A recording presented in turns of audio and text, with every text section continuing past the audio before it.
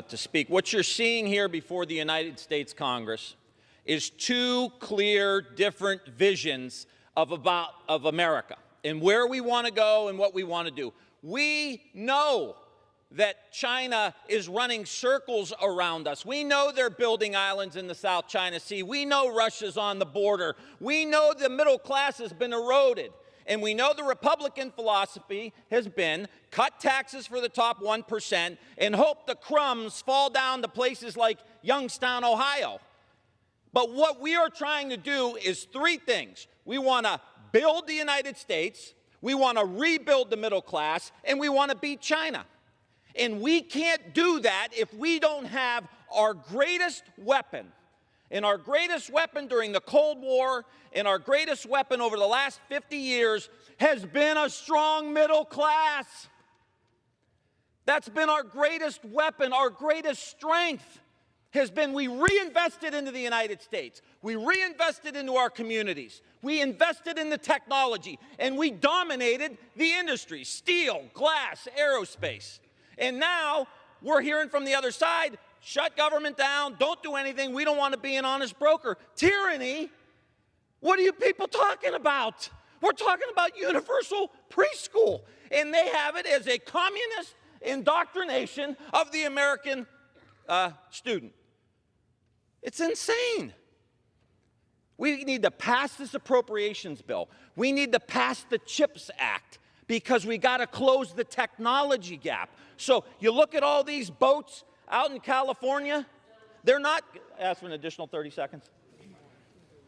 I yield 30 seconds to the gentleman from Ohio. We see all these ships, cargo ships out in California. They're not coming from Kansas. They're coming from China.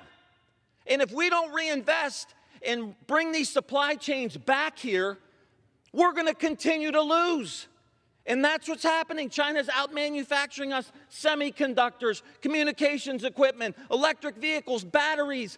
We have to rebuild our country. Yet again, leave it to Tim Ryan to put on full display the difference between Republican talking points about helping the middle class and then failing to lift a finger when it comes time to actually help the middle class.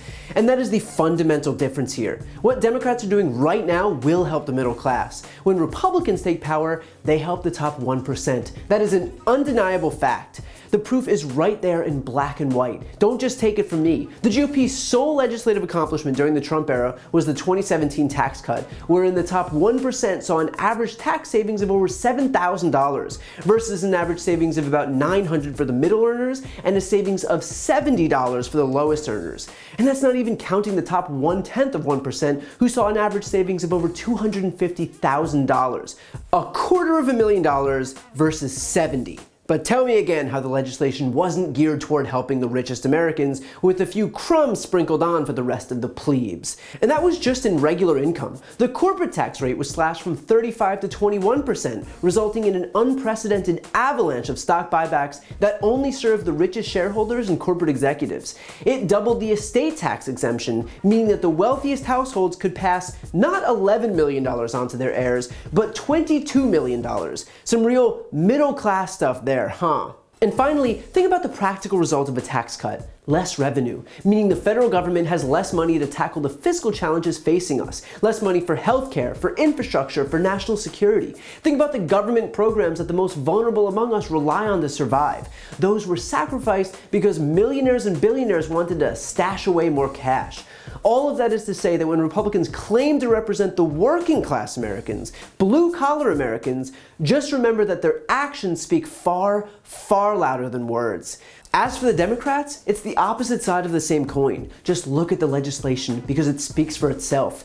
The American Rescue Plan, which passed with 0 Republican votes, cut child poverty in half. Who do you think that helps? It funded vaccines and PPE. Who do you think that helps? The infrastructure bill, which passed with only a few Republican votes, that'll fund roads, bridges, fix lead pipes, get broadband to rural Americans. Who do you think that helps? And now the Build Back Better Act, which offers universal pre-K. Who do you think that helps? Caps insulin prices. Who do you think that helps? Childcare. Who do you think that helps? Increases IRS funding to catch tax cheats. Who do you think that helps? The proof is right there in this bill. Its provisions are are designed solely to help the people who need it. Not the richest among us, but the people who need help with healthcare, with childcare, with internet service, with education, with drinking water. So for the umpteenth time, if you're looking at which party will help regular Americans, just look at which party is trying to help regular Americans. And just one last point here. Please don't fall for this tired Republican tactic of fear-mongering by labeling anything they don't like as socialism or communism or Marxism. There is a reason that Republicans need to offer up these vague catch-alls, and it's because they can't actually attack legislation like Build Back Better because it's too popular. And so instead, they are banking on the fact that no one's going to bother to figure out what's in it. And instead, they'll just toe the party line and rail against the big, scary communist bill. But we don't have to pretend that this is some mysterious, elusive legislation. We know what's in it. Is making childcare affordable communism? Is making elder care affordable communism? Is expanding ACA subsidies to Americans in states that won't expand Medicare communism? Is making hearing aids affordable for seniors communism? Is free pre-K for 3- and 4-year-olds communism? Is a few weeks of paid family or medical leave communism? Is capping healthcare costs at $2,000 a year for seniors communism? Is capping insulin costs communism? We know what is in this bill, so don't treat people like they're stupid by pretending that it's communism when all you have to do is look at its provisions, which are right there in black and white and clearly not communism. Republican voters should want their elected officials to treat them like they're smart, not to treat them like they're stupid. Calling this bill or the Democratic agenda communism clearly does the latter. And the irony here, by the way, is that to be able to beat China, which is actually a communist country, we need to actually strengthen our middle class and reduce income inequality and create an environment where Americans can prosper instead of living paycheck to paycheck, which is exactly what the Build Back Better Act and the Democratic agenda does. It cuts costs for working class Americans. In other words, Republicans will block a bill and invoke communism, thereby keeping regular Americans down and letting an actual communist country continue running roughshod over us. If you can explain that to me, I'm all ears. So look, at the end of the day, look beyond the bromides and talking points and fear-mongering. Look beyond the partisan divisions and consider what is going to be best for Americans on both sides of the political spectrum. If you believe that this country would be better off if seniors got a break on hearing aids, if insulin was more affordable, if new moms and dads got a few weeks to take care of newborns, if 3- and 4-year-olds had a place to go while their parents went to work, if seniors' healthcare costs were capped at $2,000 a year, if you think those things are good, regardless of which party sponsored the legislation, then you should support it.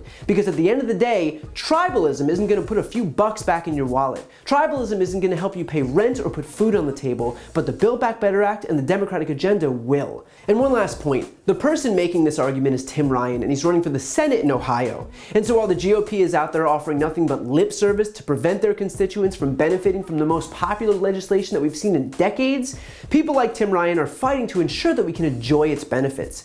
So if you want someone who will actually fight for working class Americans instead of Republicans who cosplay as if they are while delivering for the top 1%, then follow Tim Ryan, support his candidacy, and make sure that anyone in Ohio knows that they have a rare opportunity to put someone who actually cares about the middle class in power. To see more videos like this, click the subscribe button right here on this screen. And if you want to support my work, subscribe to my podcast, No Lie with Brian Tyler Cohen. I cover the most important stories each week, and my guest is always one of the top political figures, including Vice President Kamala Harris, Jen Psaki, Elizabeth Warren, Pete Buttigieg, Nancy Pelosi, Katie Porter, Cory Booker, and so many more. The podcast link is also right here on this screen, so give it a listen and subscribe on Apple Podcasts, Spotify, or wherever you listen to podcasts.